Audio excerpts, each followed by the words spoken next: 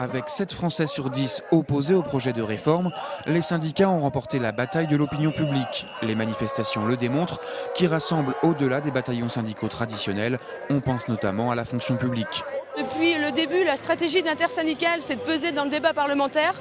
Ça a marché quand ce projet a été auprès des députés. On a fortement mobilisé, on n'a pas démobilisé depuis que ce projet est au Sénat. Oui, mais voilà, le débat parlementaire arrive à son terme et avec l'adoption du texte par les sénateurs d'ici à la fin de la semaine, se pose également la question de l'avenir de la contestation. FO milite depuis le début pour la généralisation de la grève. Solidaire s'y est rallié à mesure que la grogne s'amplifiait. Les autres organisations sont plus prudentes, qui renvoient la balle dans le camp des salariés.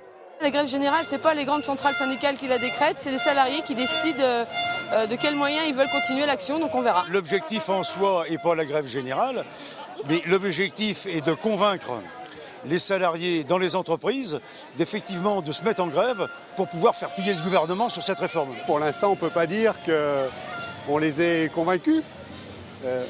La seule façon de les convaincre, c'est que les salariés dans les entreprises, nos syndicats dans les entreprises, provoquent des intersyndicales, provoquent des assemblées générales pour que ces questions-là, les salariés s'en saisissent. Il est clair qu'aujourd'hui, ça ne le prend pas forcément partout, mais en même temps, ça crée une dynamique qui continue d'exister. Alors donc, nous disons encore aujourd'hui, il faut poursuivre cette dynamique pour aller au bout et pour enfin gagner. Des cortèges qui mobilisent mais qui ne suffisent pas à faire plier le gouvernement, un risque d'essoufflement évident en cas de nouvelles journées d'action à répétition, une hésitation à lancer une grande manifestation nationale à Paris où convergerait l'ensemble des cortèges de province pour faire masse, un appel à la généralisation de la grève qui est très loin de faire l'unanimité.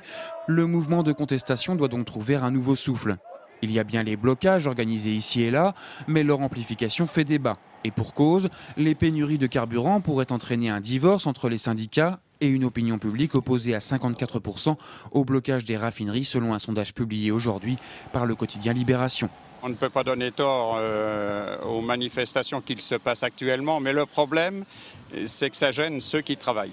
Donc il y a le pour, il y a le contre. Ça n'a jamais réglé le problème définitivement vis-à-vis du gouvernement. Les syndicats vont-ils parvenir à se mettre d'accord pour passer à la vitesse supérieure? Peuvent-ils se voir débordés par leur base qui leur imposerait ainsi une radicalisation du mouvement? Et quid alors de la réaction de l'opinion publique? Autant de questions qui se posent du reste à la veille des vacances qui débuteront le week-end prochain pour 10 jours.